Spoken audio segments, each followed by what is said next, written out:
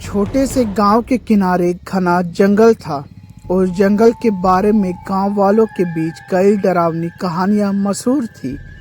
लोग कहते थे कि वहां एक चुड़ैल रहती है जो रात होते ही पेड़ों पर घूमती है और जो भी अकेला मिलता उसे डरा कर भगा देती है।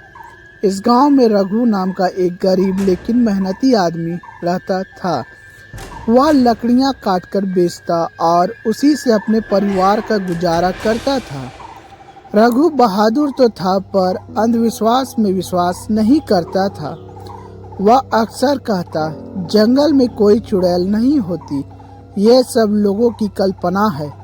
गांव वाले उसे समझाते, रघु रात में जंगल मत जाना, वहां सच में कुछ अनहोनी है। पर रघु उन बातों को हंसकर टाल देता। एक दिन उसकी पत्नी बीमार पड़ गई। घर में पैसे नहीं थे। दवा लाने के लिए उसे ज्यादा लकड़ियां बेचनी थी। उसने सोचा कि रात में वह कैसे लकड़ियां लाने के लिए जाएगा। गांव वाले भी बहुत कुछ उस जंगल के बारे में कहे हैं, लेकिन तब भी वह हिम्मत करके लकड़ियां लाने चला गया। चांदनी रात थी, आसमान में हल्का बादल छाया हुआ था। वहां स्टोव लेकर जंगल की ओर चल पड़ा। जंगल में अजीब सी शांति थी, केवल झिंगुरों की आवाज और हवा की सरसराहट सुनाई दे रही थी। रघु ने एक बड़े पेड़ के पास जाकर लकड़ियां काटना शुरू की। तभी उसे लगा जैसे कोई उसे देख रहा हो। उसने पीछे मुड़कर देखा पर वहां कोई नहीं था। उसने सोचा, शायद मेरा वहम है। कुछ देर बाद अचानक तेज हवा चलने लगी, पेड़ की डालियां हिलने लगी। तभी एक पेड़ के ऊपर से धीमी सी हंसी सुनाई दी। वह हंसी सुनकर रघु के हाथों से स्टोव गिर गई। उसने ऊपर देखा तो एक औरत जैसी आकृति पेड़ की डाली पर लटक रही थी। उसके लंबे खुले बाल थे, आंखें चमक रही थी और चेहरा पीला था। वह डर गया लेकिन हिम्मत करके बोला, कौन हो तुम? आवाज आई, मैं इसी जंगल की रानी हूँ। लोग मुझे चुड़ैल कहते हैं। रघु का दिल जोर जोर से धड़कने लगा, पर उसने खुद को संभाला। उसने कहा, मुझे तुमसे कोई डर नहीं।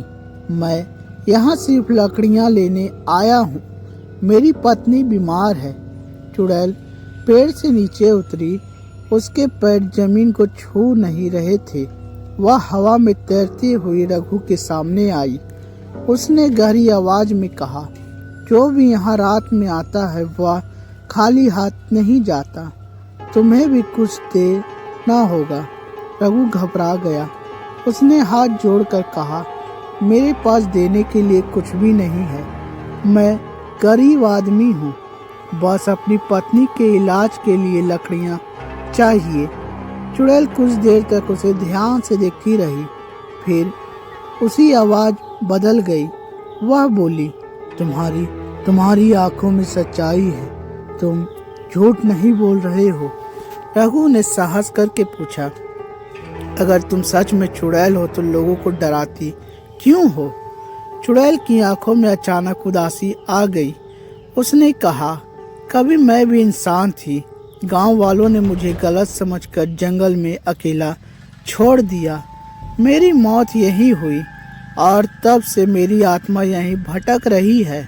मैं किसी को नुकसान नहीं पहुंचाती, बस लोग मुझे देखकर खुद ही डर जाते हैं। रघु को उस पर दया आ गई। उसने कहा, अगर तुम किसी को नुकसान नहीं पहुंचाती तो डरावना रूप छोड़ दो। लोग तुम्हें देखकर घबरा जाते हैं। चुड़ैल हल्की सी मुस्कुराई, मैं चाहकर भी ऐसा नहीं कर सकती। यह रूप मेरे साथ बंध गया है। रघु ने थोड़ा देर सोचा और बोला, मैं गांव वालों को सच बताऊंगा, वे तुम्हें समझेंगे। चुड़ैल ने सिर हिलाया, कोई यकीन नहीं करेगा, लेकिन तुम्हारी मदद के बदले मैं तुम्हारी पत्नी को ठीक कर सकती हूँ। रघु चौंक गया। सच? चुड़ैल ने अपनी हथेली आगे बढ़ाई। उसमें से एक चमकती हुई बैग निकली। इसे जड़ी बूटी निकालकर पानी में उबालकर अपनी पत्नी को पिला देना, वह सुबह तक ठीक हो जाएगी। रघु ने कांपते हाथों से वह जड़ी बूटी ली। उसने धन्यवाद कहा और लकड़ियां वहीं छोड़कर पीछे मुड़कर देखा तो चुड़ैल गायब थी। घर पहुंचकर उसने वैसा ही किया जैसा चुड़ैल ने कहा। सुबह होते ही उसकी पत्नी की हालत सच में सुधर गई। वह उठकर बैठ गई। रघु की खुशी का ठिकाना नहीं रहा। गांव वालों को जब यह बात पता चली तो पहले तो उन्होंने विश्वास नहीं किया, लेकिन जब रघु की पत्नी पूरी तरह ठीक हो गई तो सब चकित रह गए।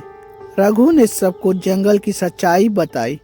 कुछ दिन बाद गांव के कुछ लोग रघु के साथ जंगल गए। वे डरते डरते उसी पेड़ के पास पहुंचे। अचानक वही धीमी हंसी सुनाई दी। इस बार किसी को नुकसान नहीं हुआ। लोगों ने हाथ जोड़कर कहा, अगर तुम सच में यहाँ हो तो हमें माफ कर दो। उस दिन के बाद जंगल में अजीब घटनाएं बंद हो गई। लोग रात में भी बेखौफ होकर जाने लगे। रघु जब भी जंगल जाता उस पेड़ के पास रुककर धन्यवाद कहता। उसे कभी चुड़ैल दोबारा दिखाई नहीं दी, लेकिन उसे महसूस होता कि कोई उसकी बात सुन रहा है। गांव वालों का डर धीरे धीरे खत्म हो गया। उन्होंने समझा लिया कि हर डरावनी चीज बुरी नहीं होती। कभी कभी सच्चाई जानने के लिए हिम्मत की जरूरत होती है। इस तरह एक बहादुर आदमी और एक अकेली आत्मा की मुलाकात ने पूरे गांव की सोच बदल दी।